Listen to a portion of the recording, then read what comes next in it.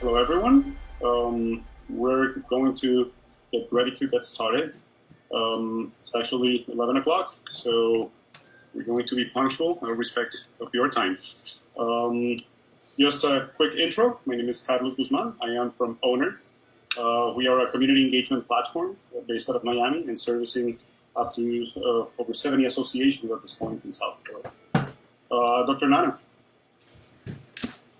Hello, everyone. I'm Dr. Nana. I have a family medicine practice here in North Miami, and I practice just general medicine.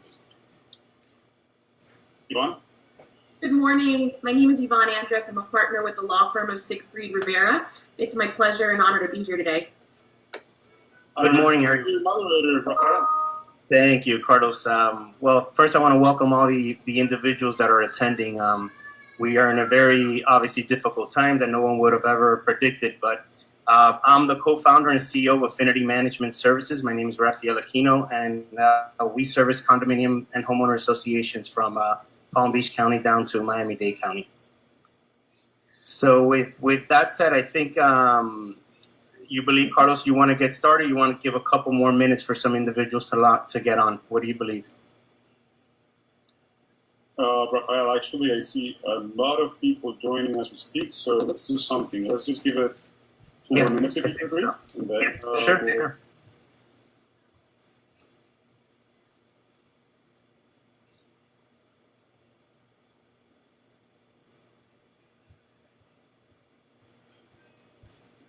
Ya nace la chica. No, ¿verdad? No, pero ¿por qué? O sea, porque la neta son contracciones. No. Y entonces, o sea,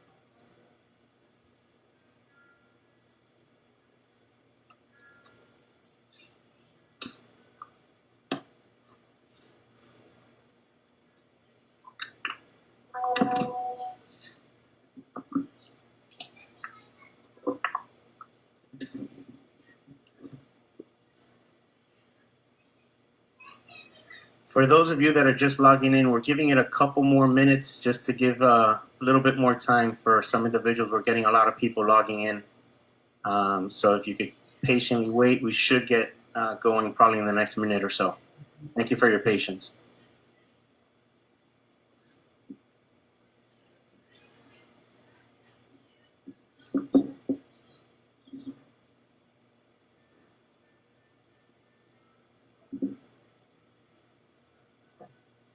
Well, Rafael, we have about actually 35 more attendees since we introduced ourselves, so I guess I'll ask you to do a quick round of intros and get started whenever you want.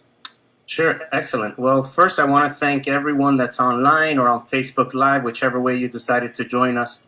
I want to thank you for taking the time out of your day to get some more information on what's going on. I know this COVID-19 has impacted each and every one of us, not only from a state level, but also from a national level, as well as the entire world in one way or another. I want to thank the panel for really taking time out of your day to come together. Especially, I want to open up with Dr. Maher Nana for you taking the time and what you guys do, the work that you guys do. It's really rewarding, and it goes to show the effort and dedication that you put to your field. So if you could tell the audience a little bit about yourself and what you do. Hi, good morning, everybody. My name is Maher Nana. I'm a family medicine, and I have a practice here in North Miami since 2014. We generally basically practice general medicine in all aspects of diseases. Now, this is very special time. We are in a crisis, and this crisis is health-related, unfortunately. Not a financial, not a political. It's just health-related. And I want everybody to be aware that this is something we all are responsible for, and the solution is in our hand to fix. It's not a government solution. It's not a financial solution. Every one of us in the community have to participate in this crisis to get out of this victorious, hopefully. Thank you, Dr. Nana. And next, I'd like to introduce Carlos. If you could say a little bit about yourself and the organization that you represent. Thank you very much. Hello, everybody. My name is Carlos Guzman. I am with ONR. We are a community engagement platform based in South Florida. We have been in business for 3 years and service about 70 associations. Excellent. And also, if we could get some more information from the legal side, I'm sure we're going to have a lot of questions from board members and residents alike. Evonne, if you could say a little bit about yourself and the firm you represent. Sure, thanks, Rafael. My name is Evonne Andris. I'm a partner with the law firm of Siegfried Rivera. We represent over 500 condominium and homeowner associations in the South Florida area. It's a pleasure to be here today. We look forward to answering some questions regarding how the coronavirus is impacting your associations and legally how we can address those concerns. Excellent. Thank you, Evonne. And I'll be the moderator for today. I want to thank you all again for being here. My name is Rafael Aquino. I'm the co-founder and CEO of Affinity Management Services. We are an association management company. We service from West Palm Beach area down to Miami-Dade County. We service close to about 7,500 doors, around 50 associations.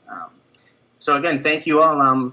Just because I'm more of a numbers guy, I want to kind of give an idea straight from the dashboard of what we're seeing from the Florida Department of Health.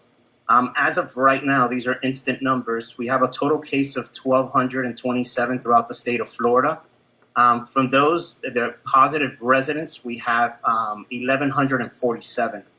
To bring it down to a bit of a more of a micro number, in Palm Beach, we have a total cases of 89 cases that have been reported thus far.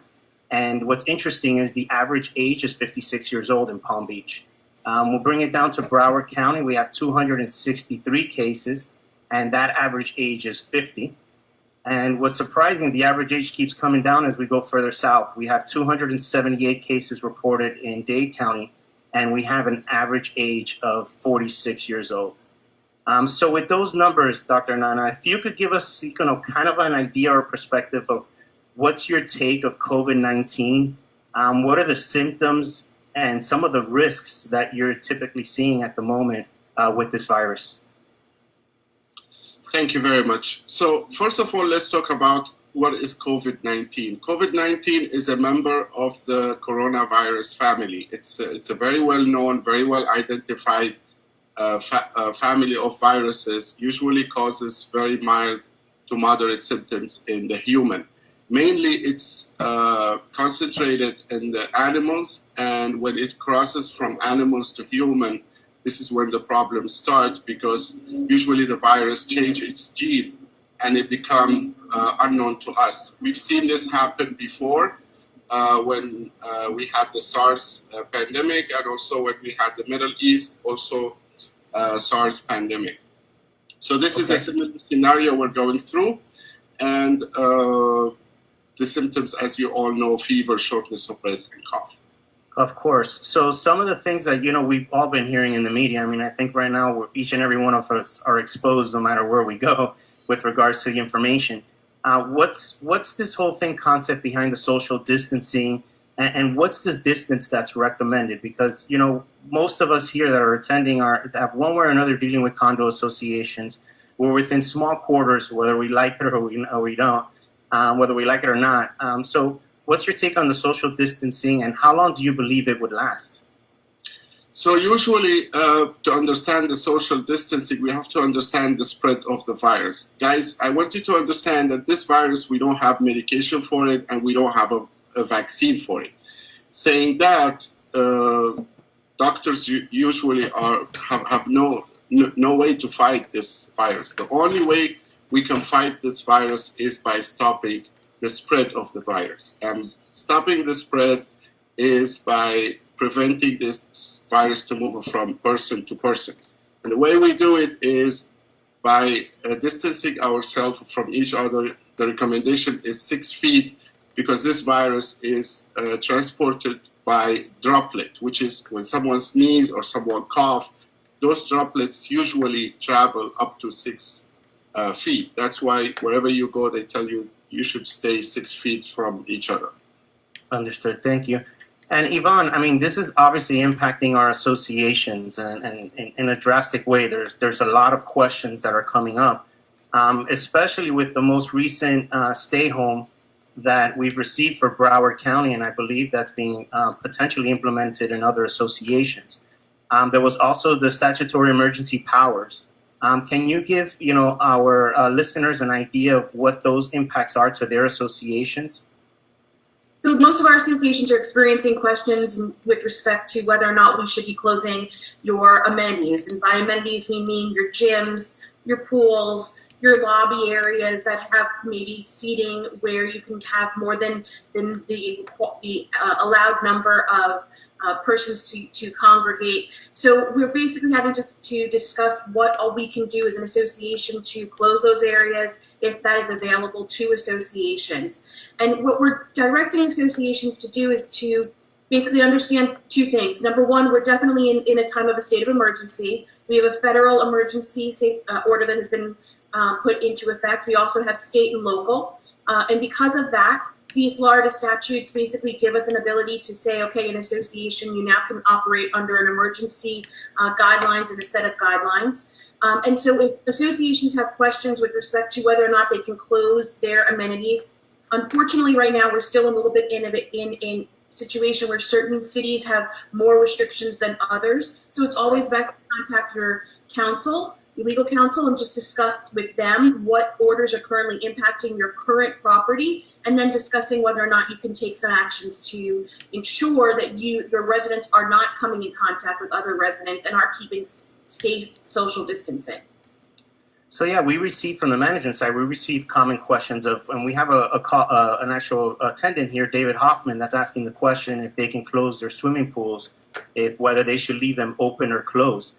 I know we get that question asked a lot with our associations, and our advice is to work at it with the team. Make sure you're getting counsel involved, because there's a lot of things that involves. So more importantly than anything, if you do decide to make any changes to the opening of your pools and closing of your pools, what forms are you seeing, Carlos, of how that's being communicated? I know you guys are a huge technology partner.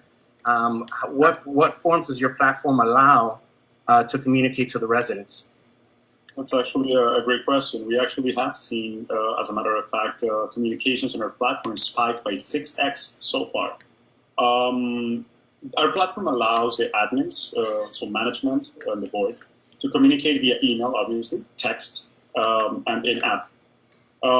So what that means is that, remember something very important. Email has a 25% open rate. If you were to try to communicate with anyone from the association via email, well, chances are 75% of people are not getting that notification. By enabling also text messaging, we're actually enabling a much larger part of the association to get that notification.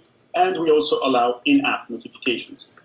So anyone who has downloaded ONR can obviously get that notification in a very transparent and quick and simple manner.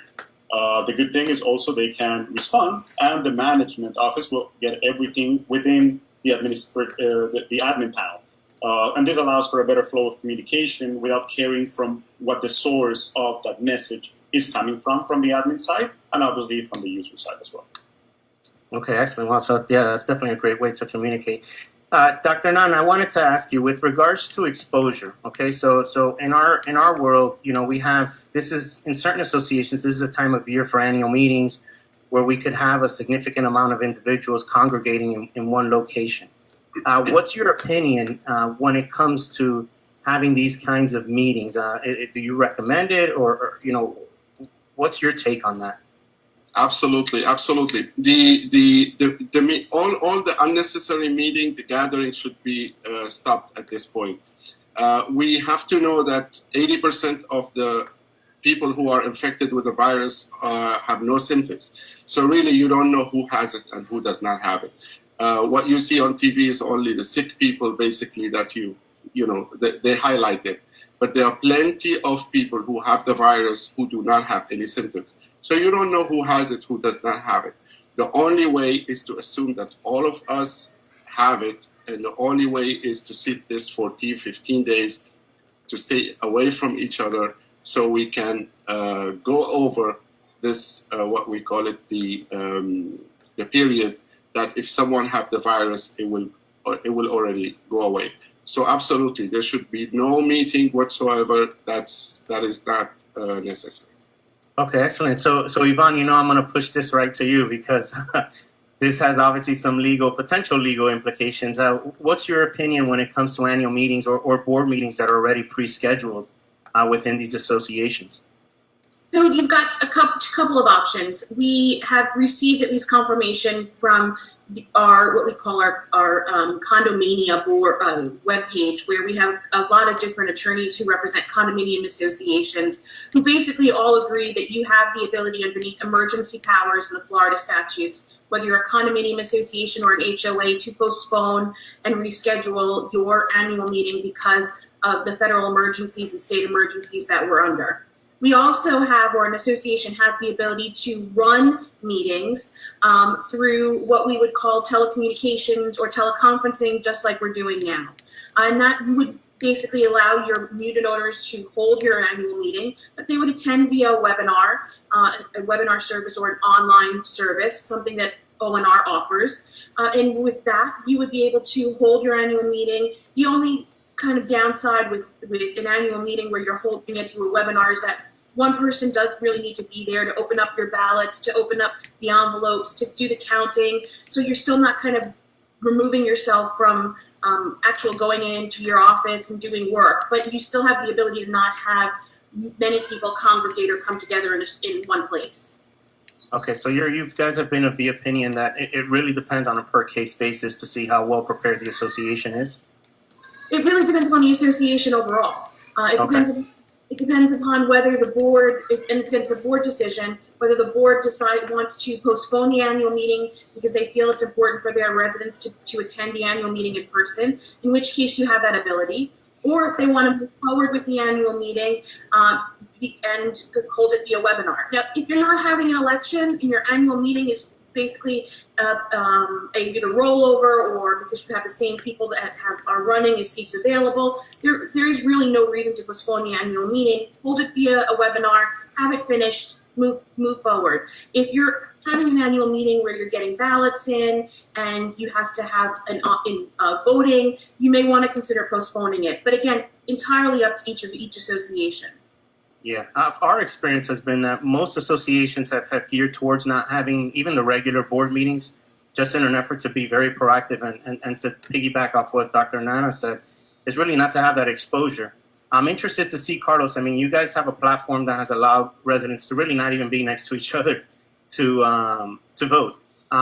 What impacts have you seen from the technology front? Are you seeing that the annual meetings are continuing since you're giving that option for them to vote online?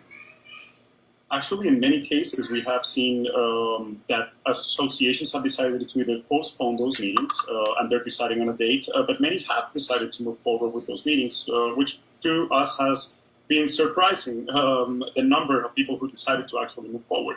And correct, basically, we can help these associations in two ways. First, they can hold a meeting using a conferencing feature like the one we're using right now, with the difference that it's secure. So basically, only the people who belong to that association using their credentials will be able to join that room. And we also give whoever has signed the opt-in form, of course, the ability to vote online. So if anyone is out of the country or they cannot, for some reason, get to the mail, in this case, which would be the only way, they can just open up an app or a browser, go into their login page, and vote from the comfort of their home and safety of their home, of course. Excellent. So, but would you say you've seen a spike in the use, or what would be your opinion on that? Well, I can't really say that we have seen a spike in the use so far because, I mean, it's really this crisis has lasted about 2 weeks. We have seen a spike in the notifications for sure. Okay. Not with online voting per se, as when it refers to participation in a community, what I can tell you is that we're seeing associations get up to 95%, which to us is unheard of. And even that association that reached 95% said they never expected to get those numbers. Many have reached north of 75%. And the reason is obviously associations are used to getting their 15 to 25% participation via mail, which they're still getting. But now, from 40 to 60% more people who before didn't show up to the meeting or wanted to lick that envelope and send it on the mail, they now have the ability to do it on the web as they do groceries and many other things. So you're getting, of course, much more participation. So every association is definitely getting north of 50% participation. Excellent. Well, we just did a poll just to get an idea of where our listeners or our attendants are. So we did a poll.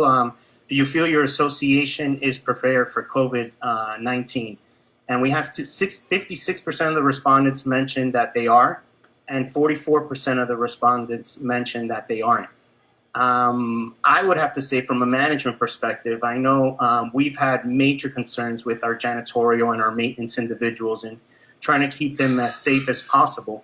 At the end of the day, just like the doctors are, they are the front lines for our communities. So we're doing everything we can to be able to protect them and guide them and put them in the right situation. But ultimately, they're helping our residents.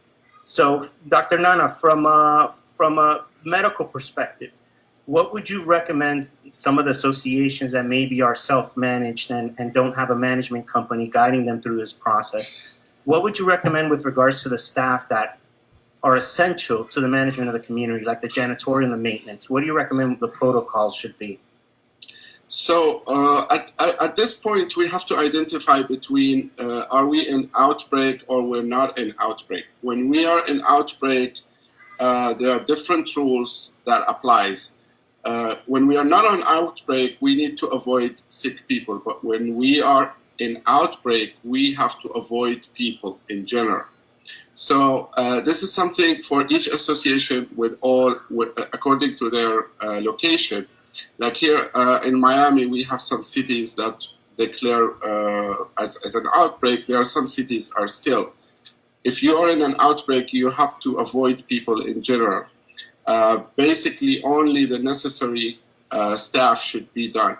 Not only the staff, but also your ancillary services, like your delivery or any other service, any other company that you deal with. You have to notify them and tell them, if anyone is sick, don't send them to us. If anyone have any symptoms of COVID or upper respiratory infection, we don't want you to send this person just for the sake of providing the service. We don't want this service with someone who's what we call it person under investigation. So from the small association, the best recommendation is at this point is keep only the necessary services. The other recommendation is to be very lenient with absence. So if a person call you in the morning and tell you, look, I think I'm sick, you have to be very lenient with that and allow this to happen. Don't request a doctor note from them because it's very hard to get a doctor note at this point. Also, you have to clean the surfaces. Very, very important to clean the surface. Remember, the virus lives almost 24 to 48 hours on any surface. So if I have the virus and I touch the door handle, it can stay up to 24 hours to 48 hours. Those door handles need to be cleaned with a regular cleaner. You don't have to use any special material. Just a regular cleaning at least once a day to ensure that things are going well. Okay, excellent. And Evonne, I mean, obviously, outside of just maintenance and janitorial, we have a lot of buildings that are going through major renovations. I know we're dealing with it. Some boards have decided that they don't want anyone on the property, so they're having to sit down with the manager and discuss what the plan of action is going to be to pause that work. On the other side, we also have board members that are just saying, no, we want to continue our renovations. From a legal perspective, what are your recommendations? What steps should boards take? So boards are going to have to take a look at, again, consulting either management or legal counsel to see what the local orders in their community are. Certain cities have already enacted orders which reduce the number of workers that are allowed to be on premises, and that's a consideration. I know another issue that has come up is whether or not you should be allowing contractors into the unit to do work. And that also poses another problem, and one that should be discussed with legal counsel, because it does really depend on the local ordinances that are being put into effect. There was a question before regarding pools, whether or not pools should be closed because you have people using them. If you're in the city of Sunny Isles or Aventura, those two locations have already closed pools in residential facilities as well as gyms. So you need to basically, unfortunately, there's not a one-size-fits-all answer to this. It really depends upon where your property is located. In general, I'm telling associations, let's follow local ordinances. If you feel that there's a need for further restriction, let's discuss it and see if you have the ability to do so. Most of the time, the answer will be yes, but there's ways to put that into effect. Okay, excellent. I'm going to send out, for those individuals that are on a webinar with us, I'm going to send out a poll right now. And the question is just going to be real simple. Would you agree that your biggest challenge is preparation? So if you can kindly fill that out. Carlos, is there anything with regards to the technology front when it comes to these kind of renovations where ONR can assist associations in the communication? Absolutely. Well, I mean, the first thing I believe is getting people to know what the new rules are as soon as they are implemented, and that notification becomes critical. If we're expecting everyone to open an email, well, chances are that's not going to be the case. But if we enable other means, well, that really helps out. So that would definitely be one. Sending out mass notifications, and then of course, if you're able to use our platform to record a video of the importance of this and the reason why these actions are being implemented, and cast it and send it to our platform, which again is one of the things that our platform allows for through OwnerCast. That message will probably resonate a little better within residents, again, to try not to cause any disgruntled owners from getting more disgruntled from not being able to use the amenities, especially during a time where they shouldn't be used. Excellent. And sticking to the question with regards to the amount of individuals coming in, Evonne, do you recommend having limitations or maybe putting in rules or whatever it may be for the amount of individuals that can come to an association? For instance, we have one of our 55 and older communities. We've recommended to try to keep the elevator to one person. Obviously, that's a bit of an inconvenience, but we're in the circumstances that we're in. What's your recommendation when it comes to that suggestion or that rule?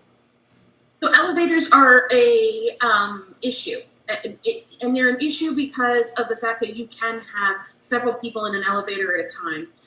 In order to address the elevator issue, additionally, the elevator issue poses a problem because associations have to maintain and provide access to the units through elevators. So what needs to happen for elevators is basic education of your residents about social distancing. Advise residents if there's more than one person or two people in your elevator that you should limit the amount of people in an elevator. No, it's okay, I'll wait for the next one. Basically take those types of suggestions and offer them out to the community. You can't stop the use of the elevators, you can't close them down, but you can educate your membership or your owners to let them know that this is one of those areas that poses a problem and that they need to be diligent and cognizant of. As to allowing other people into the community, if you are in a retirement community, 55 and older, I think you have a better opportunity to basically restrict people who are coming in.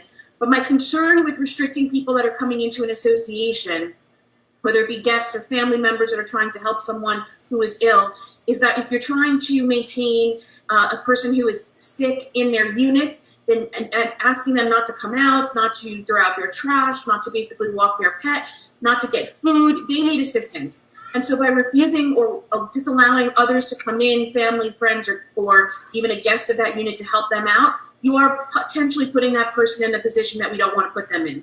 So I am asking my associations to really consider whether or not they need to take the active step of stopping any further access to the association through guests or family members. Really consider who are their residents in their building, and then try and work out a plan that makes them feel more comfortable. Maybe requiring everyone to come through one door so that they're actually looked at, and you know who's in your community, as opposed to basically cutting everybody off from access.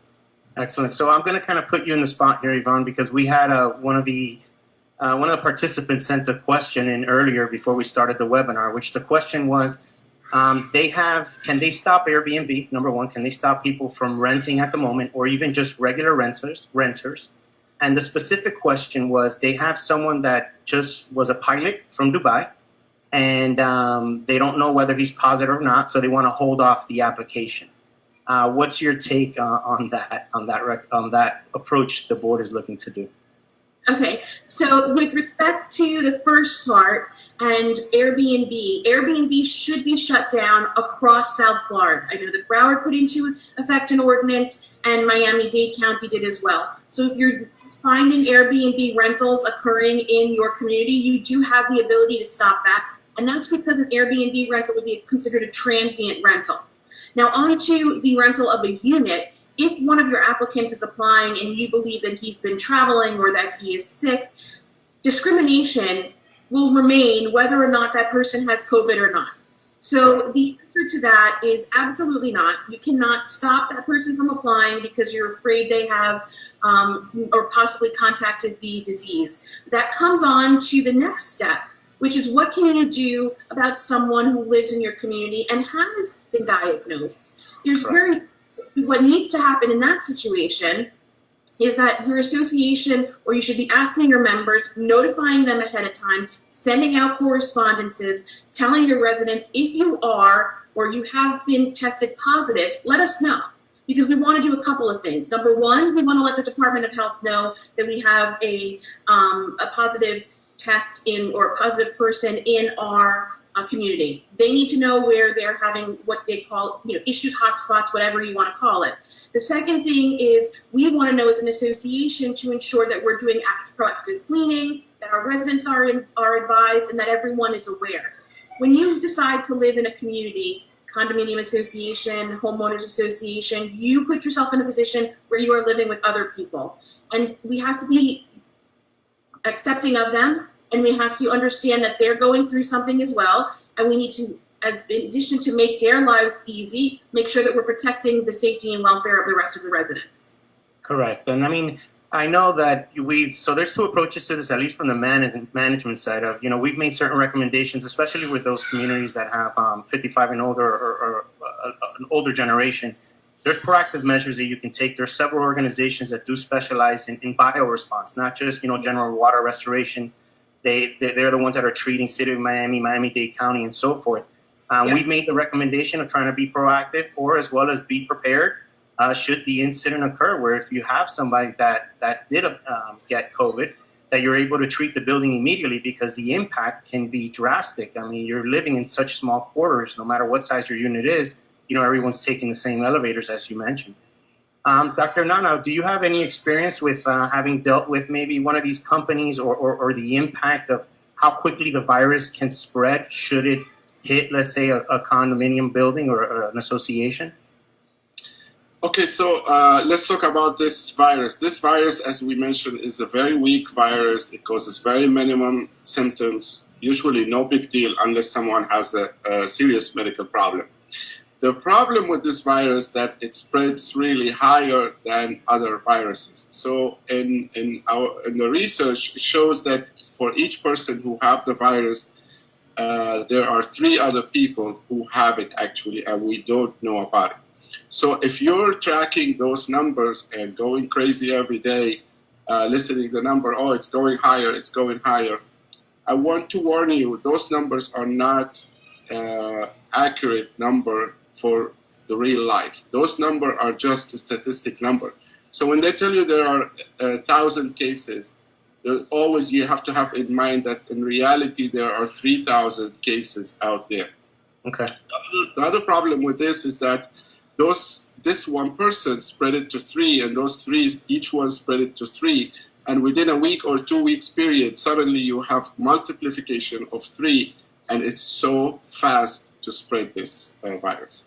Correct. So I have a question here from one of our individuals that are on the webinar. Sonia Reyes asks if they could basically use NCIT thermometers at the entrance of their association, basically, I guess, to gauge the temperature of the individual. Do you find that to be effective? I question. really doubt this will make any difference. As we mentioned, 80% of the people have no to minimum symptoms. And really the temperature, to say that you have a fever, you have to have 104 fever. If someone have 104 fever, they look sick. You don't really need to put the thermometer on there. Very true. And from a legal perspective, let's say a board did decide, hey, I want to put security to take everyone's temperature. What's your take on that, Evonne? Is there any implications or any concerns they should have? So my comment is, what are you going to do with the person that walks in with 100.3? Yeah. You put yourself in a position now where you have to decide what is sick and what is not sick. I don't know that associations want to be putting themselves there. I think that there's a risk involved by doing something of that effect, basically turning somebody away because you think that they have a fever, but there could be other reasons for them to be running hot, so to speak. So I don't know that using a thermometer is the best course of action in determining whether people should be coming into our residence. And I also think it poses the other problem, which is if that person is going to assist someone who needs to stay indoors or needs to stay in their unit, now you're preventing somebody from getting the access that's needed. And unless you have volunteers and people who are stepping up to help, you really could be impacting someone significantly. Okay, excellent. And what happens, Evonne, if a board doesn't want to follow the orders? So, like, for instance, you mentioned that there's already certain cities that have shut down the pools. What happens if your board doesn't want to follow those orders and they're just ignoring it? We received a question earlier as well stating where 2 board members want to do something, but one doesn't want to do something, and they want to, take matters in their own hand. What would you recommend in these kinds of situations? Associations are going to have liability that is related to these issues. It's going to be it's a definite possibility. I want associations to also understand that there's concerns with respect to how insurance covers you. So if you think that you have insurance covered, you may want to check with your insurance agent or your broker to confirm whether or not your coverage covers what we would call pandemic or virus-related incidents. Most associations or association policies are not covering those types of situations, in which case, if your local government says to you, you should be closing your pools, you should be closing your pools. Okay, excellent. So we have our poll numbers in from the question I just asked, which was, would you agree your biggest challenge is preparation? And 90% of them did say yes. So, I mean, it's something that what I've been trying to explain to our clients and our residents is, listen, we're in this together. No one has been through this. At least I know I haven't been through this in these kinds of situations. I believe most individuals haven't. I think there's an opportunity for us to really come together, especially those that are living in community associations, and really provide a hand to each person. Look for those older residents that need a hand, that maybe need supplies and whatnot, and kind of help each other out, because, we can't expect even us as professionals to be able to answer every single question because we're all new to that. So, I'm getting a lot of questions with regards to what to do and what to do. And the reality is that there's certain situations we don't have all the answers, and we all have to understand that. Okay, excellent. Okay, can you limit gatherings in common areas or institute a curfew for common areas? That's a question from Anthony. Well, curfews have already been instituted in certain locations, so we need to be aware of that. Again, it depends upon where your property is located. I believe you can institute rules and regulations regarding the use of your common areas. If you have a lobby or a game room or a kid's room, you want to make sure that people are practicing, or not make sure, but you want to suggest social distancing. And so I think an association can implement rules which either reduce or stop the use of those areas for the time being. Okay, excellent. And if we have about 10 minutes left, I wanted to send another poll question. The question is, do you want us to follow up with you? Okay, if you can kindly answer that question. Dr. Nana, I'm going to bring this back to you. We've had the question of, okay, is it okay to use soap? Is it better to use the Purell? I'm having a brain freeze here. Or soap. What do you recommend, especially for the janitorial and maintenance individuals that are in the front lines at the moment? What do you recommend they do to sanitize and keep themselves clean? Nothing really special. All whatever they've been doing before, just do it in a good way and the right way. And this virus is very weak. It will die with a simple water and soap. There's no need to use fancy component or products. Just the regular cleaning products. Just make sure to do it in a good way.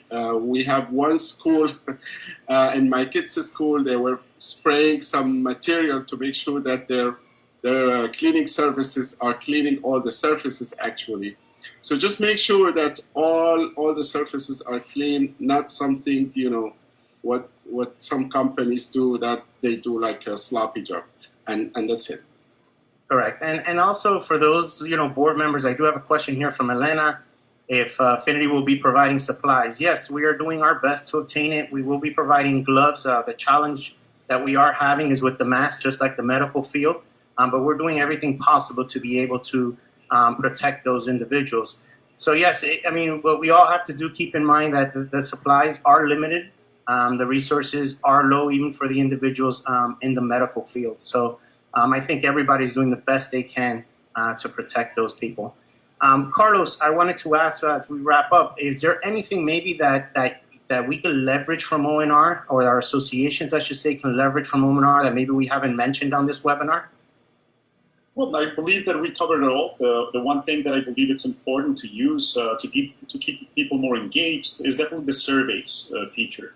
You just had a few polls, and it seems that preparedness is definitely one of the let's say concerns that many board members and managers have. So maybe having surveys, out of these 4 hazards or risks, which do you feel the association is not prepared for, or things along those lines. Many of our customers have been doing that, and that actually gets conversations going. It actually helps people show up to the meetings virtually or in person, and that always helps the community. We really believe that when strangers begin to act as neighbors, communities thrive. So that is what we're trying to accomplish here. And of course, during these times, the web conferencing feature that we're rolling out actually this week, a few of our customers are already using it, starting tomorrow, is a great tool for social distancing. So, every one of our customers gets it free of charge for the next month or so. So this offer is expiring on the 1st of May.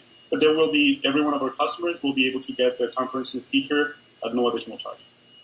Okay, excellent. Yeah, I couldn't agree with you more there. We're doing everything we can to communicate. It's where do you find the right balance, right? Because you're getting updates from Spotify.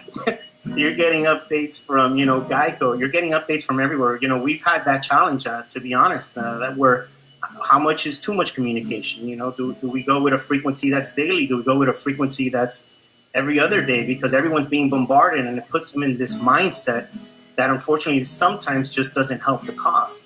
But I do agree with you, Carlos, that it is important to stay in front of the clients and communicate with them, and at least keep them abreast and know that they're here to help.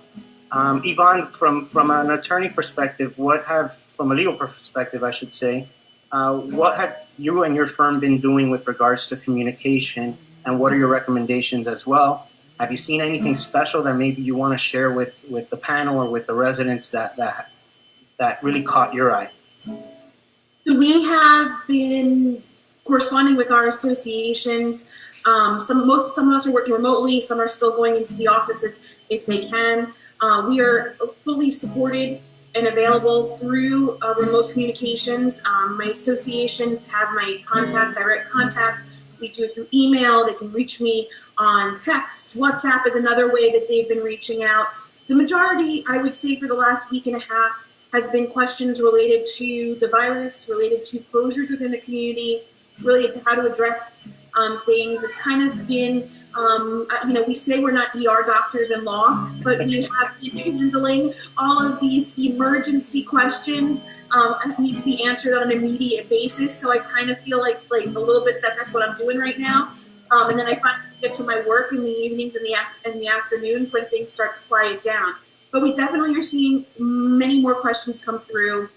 With respect to communicating from our associations to our residents, we have been asked to assist in drafting some communications. We are suggesting that communications go out when there's a need or necessity, As you said, I think oversaturation of information is out there. There's lots of information that's being pushed through. You're getting interruptions on, if you're just even on Facebook, when an active news item comes on, or when the president is speaking, or when your local officials are speaking.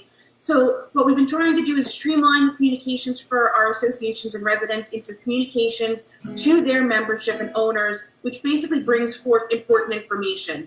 And that is whether someone is tested positive in the community, if there is, and any other information that they need regarding closures of amenities. Other than that, we've been saying to the associations, just let it go. Everyone's getting, they know what they should be doing by this point. Correct. Yeah, I mean, from a management side, we've been very similar. I mean, ultimately, our customers aren't experiencing anything different outside of maybe in some associations, managers not being at the property, working from home.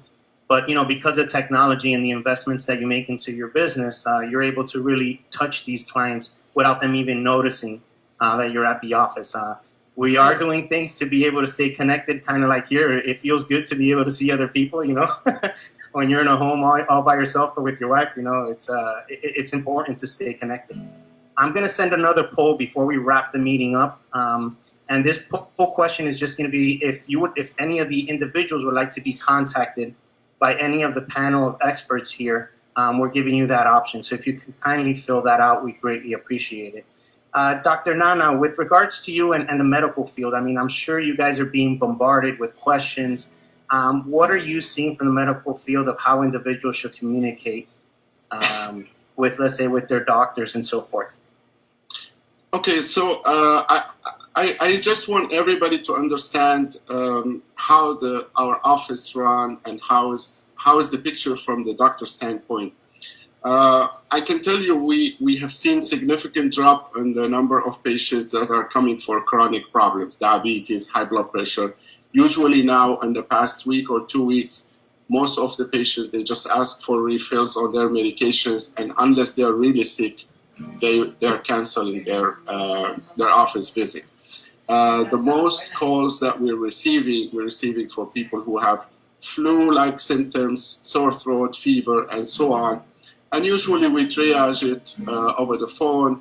We talk to the patient, we ask a couple of questions, and then we decide if this patient have risk, high risk, or no risk. If there's no risk, we tell them just to stay home 14 days.